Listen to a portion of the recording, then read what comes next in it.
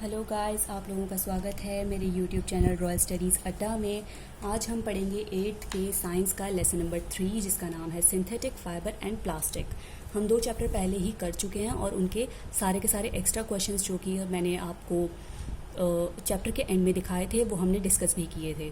इसके अंदर भी हम एक्स्ट्रा क्वेश्चन दिखाएंगे और उन्हें डिस्कस भी करेंगे। तो मैं चाहूँगी कि आप इस पूरी वीडियो को देखें क्योंकि हम बीच बीच में थोड़ा सा फास्ट करेंगे ताकि हमारे चैप्टर जल्दी से कंप्लीट हो जाए। फिर उसके बाद मैं आपको एक्स्ट्रा क्वेश्चंस करवाऊँ, तो आप प्लीज़ पूरा देखिएगा वरना आपको बीच में से समझ में नहीं आएगा। तो इसमें आज हम पढ़ेंगे सिंथेटिक फाइबर और प्लास्टिक। सिंथेटिक फाइबर और प्लास्टिक हम लोग पढ़ेंगे कि ये हमारे किस तरीके से काम आता है, ये क्या होता है, इसके क्या एडवांटेजेस हैं, क्या डिसएडवांटेजेस हैं और क्यों हम इसे यूज़ करते हैं, क्यों हमारे लिए ये ज़रूरी होता है। तो पहला आ जाता है हमारा सिंथेटिक फाइबर। सिंथेटिक फाइबर क्या होता है? पहले तो मैं आपको बता दूं कि फाइबर जो होते हैं वो 2 तरीके के होते हैं, नेचुरल फाइबर और सिंथेटिक फाइबर यानी कि आर्टिफिशियल फाइबर। जो नेचुरल फाइबर होते हैं वो डायरेक्ट हमें नेचर से मिलते हैं, जैसे कि कॉटन, वूल, सिल्क, ये सब जो होते हैं वो हमें डायरेक्ट नेचर से मिलते हैं, जिससे नेचर को थोड़ा सा नुकसान होता है क्योंकि हम जब सिल्क लेते हैं यानी कि सिल्क वॉर्म से, वूल लेते हैं तो शीप से, तो इससे नेचर को थोड़ा सा नुकसान होता है बट ये ज़्यादा बेयर नहीं करता है। तो सिंथेटिक फाइबर क्या होता है? सिंथेटिक फाइबर जो होता है वो नेचुरल फाइबर बिल्कुल भी नहीं होता है। इसे ह्यूमन बींग्स बनाते हैं लेबोरेटरी में केमिकल्स का इस्तेमाल कर सिंथेटिक फाइबर बनता है और इसे मैनमेड फाइबर भी बोलते हैं। अब इसकी डेफिनेशन पढ़ते हैं। The fibres by human being, जो फाइबर ह्यूमन बींग के द्वारा बनाए जाते हैं इन लेबोरेटरी केमिकल्स का यूज़ कर आर कॉल्ड सिंथेटिक फाइबर, और मैनमेड फाइबर भी बोला जाता है।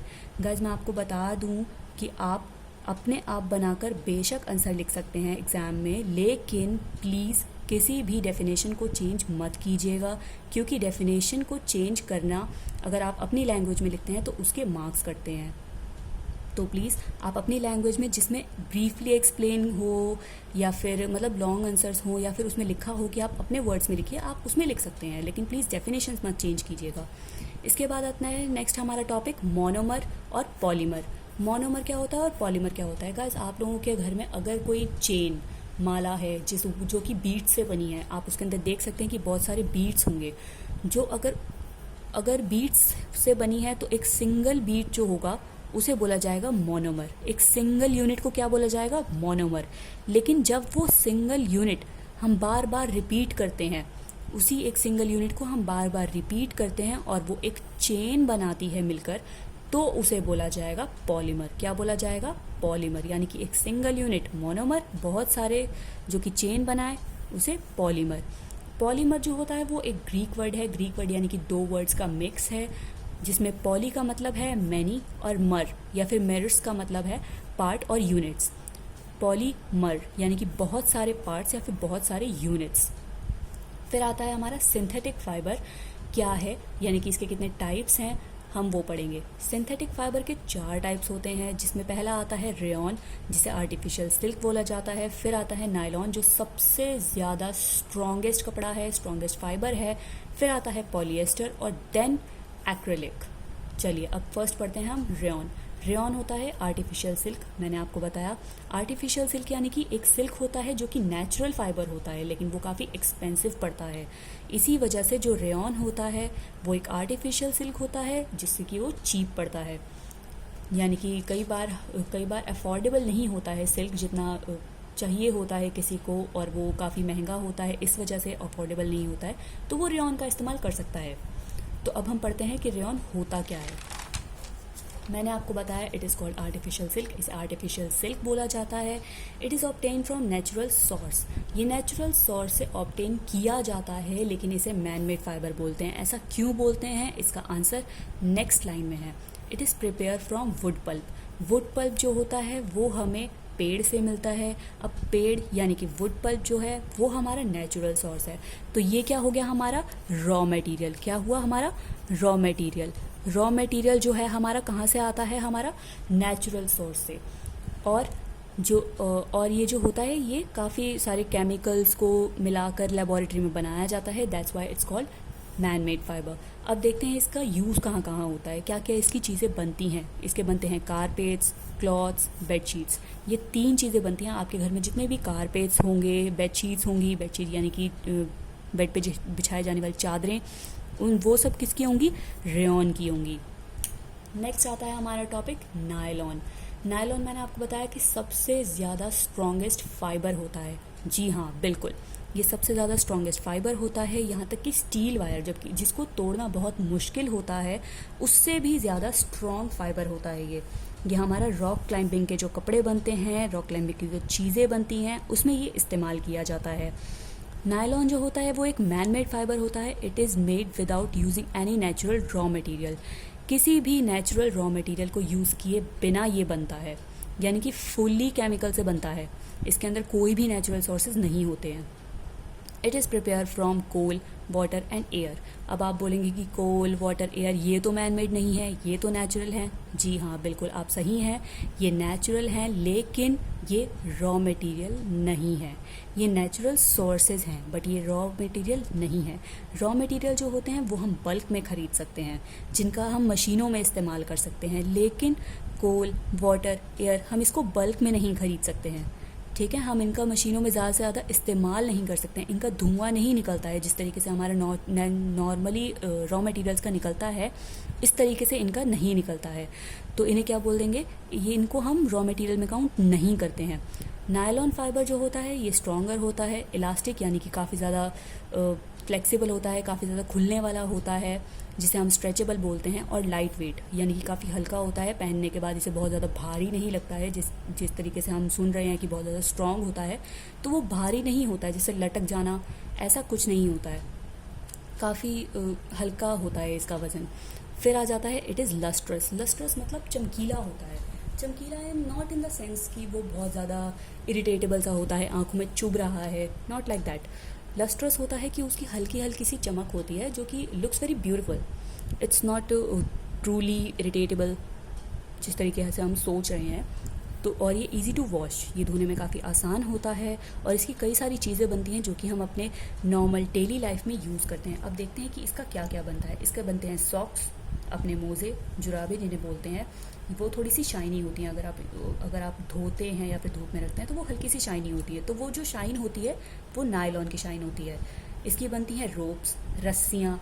आपने कुछ चमकीली रस्सियाँ देखी होंगी जो कि अलग अलग कलर्स में आती हैं, ग्रीन, ऑरेंज, रेड, ब्लू, वो सब नायलॉन की बनी होती हैं। टेंट्स, तंबू बहुत सारे बनते हैं नायलॉन के। टूथ ब्रशेस, कार की सीट बेल्ट्स, हमारे स्लीपिंग बैग्स, और कर्टेंस यानी कि पर्दे, ये सब जो होता है वो किसका बना होता है? नायलॉन का बना होता है।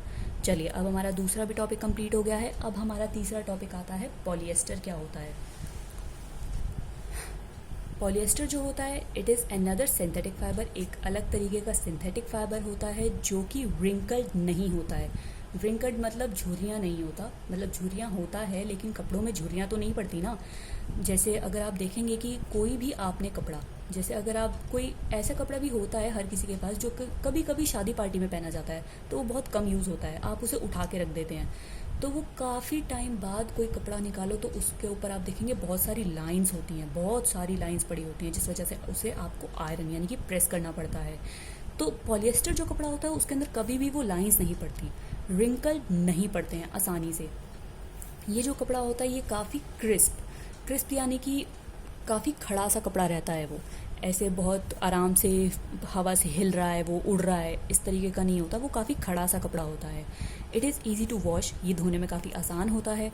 It is suitable for making dress materials, काफ़ी खड़ा रहता है। तो मतलब अगर आपने ऐसी कोई ड्रेस देखी होगी, अगर आप मार्केट में गए हैं तो डमीज़ पर लगी होती हैं बहुत बड़ी बड़ी सी ऐसी फूली हुई सी ड्रेसेस लगी होती हैं, जिन्हें हम देख के बोलते हैं कि ये बहुत सुंदर सी है, जब चलेगी, इसको पहन के कोई चलेगा तो ये बहुत खूबसूरत लगेगा। तो उसे बोला जाएगा कि वो पॉलिएस्टर से बना है। किससे बना है? पॉलिएस्टर से, क्योंकि वो काफ़ी खड़ा रहता है कपड़ा, तो वो ड्रेसेस बनाने में इस्तेमाल किया जाता है। फिर आ जाता है टेरेलिन। टेरेलिन क्या होता है? Terylene is a popular polyester, ये काफ़ी ज़्यादा पॉपुलर होता है पॉलिएस्टर। ये होता है काफ़ी ज़्यादा फाइन, काफ़ी ज़्यादा सुंदर फाइबर होता है, ये काफ़ी ज़्यादा सुंदर पॉलिएस्टर होता है जो कि काफ़ी सॉफ्ट होता है, वोवन यानी कि काफ़ी सॉफ्ट यार्न होता है उसका। फिर आ जाता है हमारा पॉलीकॉट। पॉलीकॉट क्या होता है? अब गाइस देखिए, पॉलिएस्टर तो होता है अच्छा, लेकिन पॉलिएस्टर एक खड़ा हुआ कपड़ा होता है, हमने अभी अभी पढ़ा, जिस वजह से अगर कोई भी उसे पहनेगा तो उसके चुभने का, उसको मतलब एक पर्सन को इरिटेट करने का एक बहुत बड़ा रीज़न बनता है, जिस वजह से हम उसके अंदर कभी कभी कॉटन इस्तेमाल करते हैं या फिर वूल इस्तेमाल करते हैं। तो अगर हम मिक्स करते हैं पॉलिएस्टर और कॉटन को तो वो बनता है पॉलीकॉट, और अगर हम पॉलिएस्टर और वूल को करते हैं, वूल को मिक्स करते हैं तो उससे बनता है पॉलीवूल। क्या बनता है? पॉलीवूल। अब ये जो पॉलिएस्टर होता है इसका एक पार्ट होता है पेट, जिसे PET पेट बोला जाता है। ये काफ़ी ज़्यादा फैमिलियर पॉलिएस्टर होता है। फैमिलियर पॉलिएस्टर का मतलब है कि हम इसे फैमिली में अपनी डेली लाइफ में काफ़ी इस्तेमाल करते हैं। अब इसका क्या क्या बनता है जो कि हमारी डेली लाइफ में इस्तेमाल आता है? बॉटल्स, प्लास्टिक बॉटल्स जो कि आपके किचन में आपको मिल जाएंगी।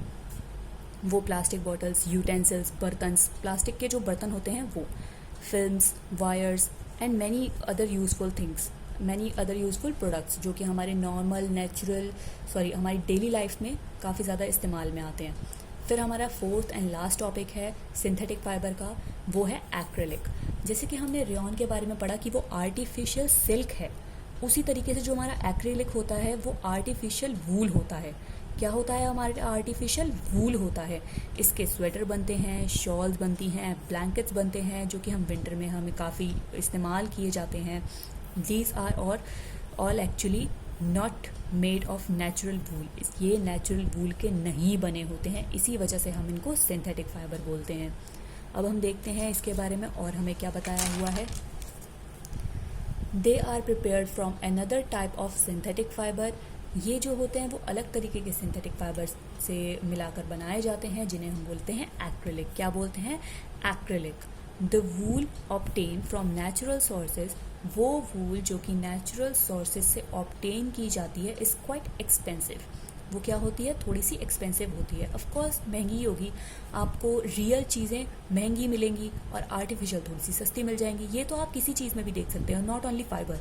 अगर आप घड़ी भी लेने जाओ तो आपको कंपनी की, जैसे कि रॉलेक्स, गुची, इन सब की काफ़ी महंगी पड़ेंगी as compare to the local watches जो कि आपकी 100-200 रुपये में मिलेंगी, उनसे काफ़ी ज़्यादा हाई होंगी, एक्सपेंसिव होंगी। तो ये सिर्फ फाइबर्स में ही नहीं है, ये हर चीज़ में है।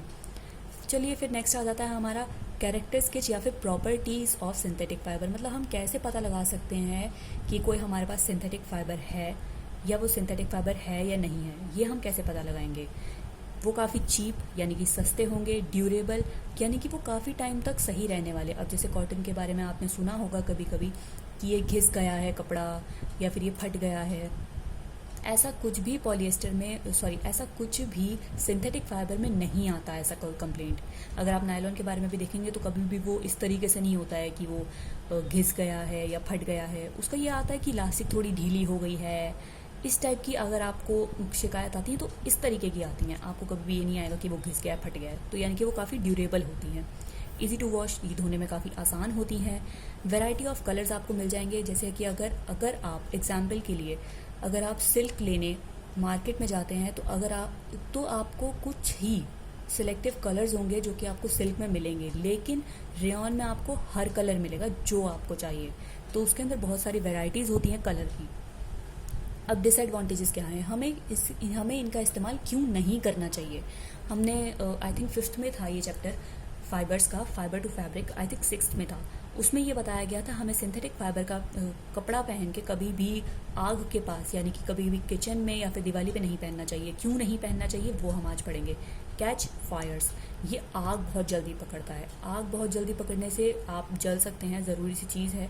मेल्ट्स ऑन हीट, जब गर्मी बहुत ज़्यादा हो जाए, जब गर्म बहुत ज़्यादा हो जाए, टेम्परेचर बहुत ज़्यादा बढ़ जाए तो ये क्या करते हैं, ये कपड़े पिघलना शुरू हो जाते हैं, ये फाइबर पिघलना शुरू हो जाते हैं, मेल्ट हो जाते हैं। तो उससे क्या होता है, ये आपकी स्किन के साथ चिपक जाएंगे। क्या होंगे? चिपक जाएंगे, जिस वजह से बहुत सारी प्रॉब्लम्स हो जाती हैं। जैसे कि वो वाली स्किन काफ़ी काली पड़ जाती है या फिर आपको स्किन प्रॉब्लम्स भी हो जाती हैं। तो ये काफ़ी ज़्यादा खतरनाक होता है इन्हें नॉर्मली मतलब पहन लेना। कभी भी हमें आग के पास नहीं जाना चाहिए और मतलब कभी भी बहुत ज़्यादा हीट में इसको पहन के नहीं जाना चाहिए हमें। चलिए फिर हमारा सिंथेटिक फाइबर कंप्लीट हो गया है। अब आता है हमारा प्लास्टिक। प्लास्टिक क्या होता है गाइस? प्लास्टिक स्टार्ट करने से पहले मैं आप लोगों को बोल दूं कि इस वीडियो को मैंने लास्ट तक, ये तो मैंने बोल ही दिया है कि लास्ट तक देखना, लेकिन प्लीज़ आप इस वीडियो को लाइक, शेयर एंड सब्सक्राइब ज़रूर करें। ताकि हम आगे भी आपके लिए काफ़ी सारे चैप्टर्स बचे हैं, हमारे टॉपिक्स, हमारे काफ़ी सारे सब्जेक्ट्स बचे हैं जिनके ऊपर हम वीडियो बनाएंगे। मैं सिर्फ़ और सिर्फ एट्थ क्लास ही नहीं और साइंस ही नहीं, मैं सभी क्लासेस के ऊपर सभी हमारे जो जितने भी सब्जेक्ट्स होते हैं, जितने भी चैप्टर्स होते हैं, मैं सबके ऊपर वीडियो बनाऊंगी। तो ये सभी के लिए बहुत ज़्यादा फ़ायदेमंद होने वाली है। मैं आप लोगों को बता दूं, कोई भी ऐसा प्रॉब्लम अगर आपको आता है कि आपके सिलेबस में कोई और चैप्टर आ रहा है, तो वो भी आप हमें कमेंट करके लिख सकते हैं। फिर हम नेक्स्ट वीडियो उस टॉपिक पे यानी कि उस चैप्टर पे बनाएंगे। और गाइज़, मैं आप लोगों को ये बता दूं कि ये एक ऐसा चैनल है जिसमें आपको सभी जैसे अगर आप 11th में हैं तो आपको आर्ट्स, कॉमर्स, साइंस तीनों के तीनों स्ट्रीम के मिलेंगे। या फिर अगर आप लेना चाहें, अभी तो खैर 8th है तो आगे आप बढ़ के लेंगे स्ट्रीम, तो मैं आपको बता दूं कि ये आपके लिए काफ़ी ज़्यादा फ़ायदेमंद होने वाला है। और अगर आपको कोई भी चैप्टर और चाहिए तो वो भी हम आपको बना कर देंगे, तो वो आप कमेंट सेक्शन में लिख सकते हैं वैसे। चलिए, अब नेक्स्ट आता है हमारा प्लास्टिक। प्लास्टिक क्या होता है हम ये सब जानते हैं। प्लास्टिक क्या होता है? Plastic is a polymer like a synthetic fibre. मैंने आपको बता दिया कि पॉलीमर क्या होता है और सिंथेटिक फाइबर क्या होता है, ठीक है। तो अब इसमें लिखा है कि जो प्लास्टिक है वो भी एक पॉलीमर ही है, सिंथेटिक फाइबर की तरह। ये क्या हो सकता है? ये रिसाइकल हो सकता है, रीयूज़ हो सकता है, कलर किया जा सकता है यानी कि अलग अलग कलर्स में मिलता है, मेल्टेड यानी कि ये पिघल भी जाता है। और जो प्लास्टिक, अब जैसे कि आप एग्जांपल के लिए ले लीजिए, आपकी जो घर में वाटर बॉटल्स हैं प्लास्टिक की अगर हैं तो उनके अंदर आप उबलता हुआ गर्म पानी डाल दें। आप एक बार ट्राई भी करके देख सकते हैं, जो कि आपके यूज़ की नहीं है बॉटल, उसमें ये नहीं कोई अच्छी खासी बॉटल उठाए और उसके अंदर यूज़ करने लग जाए आप, मम्मी से बहुत डांट पड़ेगी। तो उसमें आपने क्या करना है कि एक ऐसी बॉटल जो कि आपके यूज़ की नहीं है, उसके अंदर आप उबलता हुआ पानी डालेंगे तो वो क्या हो जाएगी? बेंट हो जाएगी। क्या हो जाएगी? बेंट हो जाएगी। तो हीटिंग में कोई भी प्लास्टिक अगर बेंट हो जाए ईजीली, उसे बोला जाएगा थर्मोप्लास्टिक। क्या बोला जाएगा? थर्मोप्लास्टिक। फिर एक आता है कि plastic articles are available in all possible sizes and shapes. अगर आप मार्केट में वाटर बॉटल्स भी लेने जाओ तो आप देखोगे कि बहुत सारे कलर्स, शेप्स, साइजेस में, यानी कि छोटे, बड़े, लंबे, मोटे और अजीब अजीब से साइजेस उनके बने होते हैं, अजीब अजीब से शेप्स उनकी बनी होती हैं। तो बहुत सारी शेप्स और बहुत सारी साइजेस में भी आपको ये मिल जाएंगे। दे आर सम, ये कुछ प्लास्टिक्स होती हैं जो कि आसानी से बेंट होने वाली नहीं होती हैं। अगर कोई ऐसी बॉटल है या फिर कोई ऐसी चीज़ है, अब जैसे अगर आप बॉल लेते हैं, कोई भी प्लास्टिक की बॉल, अगर आप उसको गर्म पानी में डालेंगे तो वो कोई नहीं ऐसे आराम से मेल्ट होने वाली या फिर आराम से बेंट होने वाली है, तो उसे बोला जाता है थर्मोसेटिंग प्लास्टिक। इसमें जगह नहीं थी तो मैंने ऐसे लिखा है, I am sorry for that, but इसे बोला जाएगा थर्मोसेटिंग प्लास्टिक। क्या बोला जाएगा? Thermosetting plastic. तो दो तरीके की प्लास्टिक होती हैं, ये मैंने आपको बता दी हैं। अब देखते हैं कि कैरेक्टर स्केच क्या क्या होते हैं इसके प्लास्टिक के। कैरेक्टर स्केच के दो तरीके के कैरेक्टर स्केच होते हैं प्लास्टिक के, पॉजिटिव और नेगेटिव। पॉजिटिव क्या होते हैं? ये लाइट वेट होता है, काफ़ी हल्का होता है, बहुत ज़्यादा भारी नहीं होता है। ड्यूरेबल यानी कि काफ़ी टाइम तक चलने वाला होता है। लोअर प्राइस, सस्ता पड़ता है यानी कि चीप। नॉन रिएक्टिव मतलब अगर आप इसके ऊपर कुछ भी लगा देंगे तो ये रिएक्ट नहीं करता है। रिएक्ट इन द सेंस कि इसको कुछ हो नहीं जाता है। अब कैसे बताऊँ मैं आपको, अब जैसे अगर आप इसके ऊपर कोई ऑयल लगाते हो या किसी भी तरीके की कोई चीज़ लगाते हो तो ये वहाँ से ख़राब नहीं हो जाएगा, आप उसको आराम से कपड़ा मार के साफ़ कर सकते हो, तो उसे बोला जाएगा non reactive. Poor conductor of heat and electricity, यानी कि हीट और इलेक्ट्रिसिटी से कुछ इसको फ़र्क नहीं पड़ता है।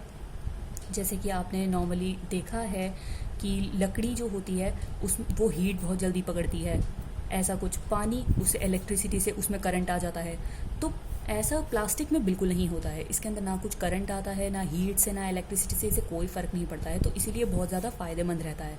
अगर आपके घर में बहुत ज़्यादा प्लास्टिक की चीज़ें हैं तो वो काफ़ी आपके लिए फ़ायदेमंद है। और नेगेटिव, इसके कुछ नेगेटिव एस्पेक्ट्स भी हैं, ज़रूरी सी बात है, जब हेड है तो टेल भी है। इस तरीके से मतलब एक ही कॉइन के दो पहलू होते हैं, पॉजिटिव और नेगेटिव। पॉजिटिव मैंने आपको बता दिया, अब नेगेटिव आता है non biodegradable. Non biodegradable I thought आपने लास्ट क्लास में पढ़ा होगा, मतलब 7th क्लास में। बायोडिग्रेडेबल वो चीज़ें होती हैं जो कि आराम से हमारी मिट्टी में, हमारी सॉइल में आराम से वो डिकम्पोज हो जाती हैं, आराम से घुल जाती हैं, जिनका आराम से सॉइल बन जाती है, जिसकी आपकी पील्स हो गई, मतलब आप कोई भी फ्रूट या फिर वेजिटेबल्स लेते हो उनके छिलके हो गए, तो ये सब चीज़ें कि वो क्या होती हैं, काफ़ी बायोडिग्रेडेबल होती हैं, मतलब ये इको फ्रेंडली होती हैं, इसको मतलब एनवायरनमेंट को कोई नुकसान नहीं होता है इन चीज़ों से। ये होता है नॉन बायोडिग्रेडेबल, मतलब आराम से डिकम्पोज होने वाला तो बिल्कुल भी नहीं होता, ये काफ़ी टाइम लेता है, जिस वजह से इन्वायरमेंट को काफ़ी प्रॉब्लम रहती है। प्लास्टिक पॉल्यूशन, प्लास्टिक से बहुत ज़्यादा पॉल्यूशन फैलता है, बहुत ही ज़्यादा पॉल्यूशन फैलता है। अब किस तरीके से पॉल्यूशन फैलता है वो हम आपको बता देते हैं। बर्निंग ऑफ प्लास्टिक, आपने कहीं कहीं देखा होगा कि कूड़ा जलाया जाता है, अगर उस कूड़े में प्लास्टिक है तो वो क्या करता है, प्लास्टिक जलता तो है नहीं और ज़्यादा स्मेल प्रोड्यूस करता है बहुत ज़्यादा एयर में, जैसे तो उस वजह से क्या होता है कि एयर पॉल्यूशन बहुत ज़्यादा हो जाता है, तो प्लास्टिक बर्न्स, ये बहुत ज़्यादा प्रॉब्लम रहता है। Takes several of years to decompose, अगर वो डिकम्पोज होता भी है प्लास्टिक तो वो बहुत बहुत ज़्यादा साल लेता है, वो आराम से डिकम्पोज होने वाली चीज़ नहीं है।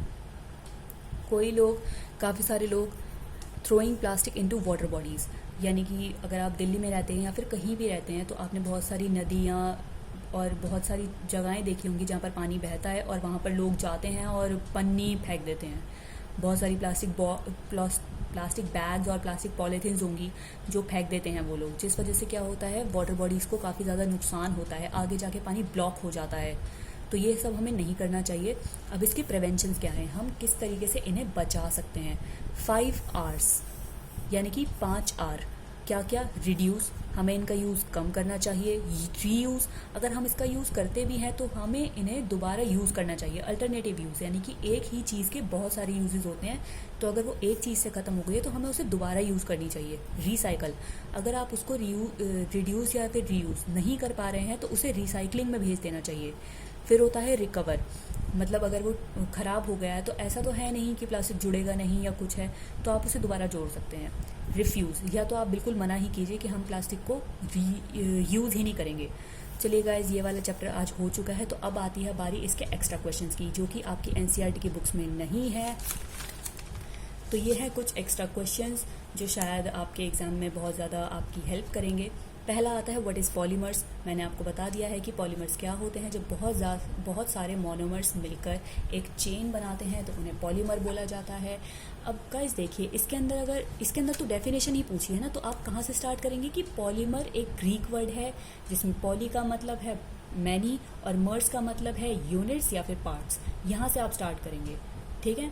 अब नेक्स्ट आ जाता है हमारा रेयॉन। रेयॉन के बारे में मैंने आपको बताया था कि एक आर्टिफिशियल सिल्क होता है, ये काफ़ी चीप होता है, ये सब आप इसके अंदर लिख सकते हैं। Write some advantages and disadvantages of synthetic fibre. Synthetic fibre के आपके मैंने एडवांटेजेस और डिसएडवांटेजेस दोनों बताए हैं, मतलब हमें क्यों इस्तेमाल करना चाहिए और क्यों इस्तेमाल नहीं करना चाहिए, ये सब मैंने आपको बताया। व्हाट इज़ प्लास्टिक, प्लास्टिक क्या होती है और इसके यूजेस क्या होते हैं,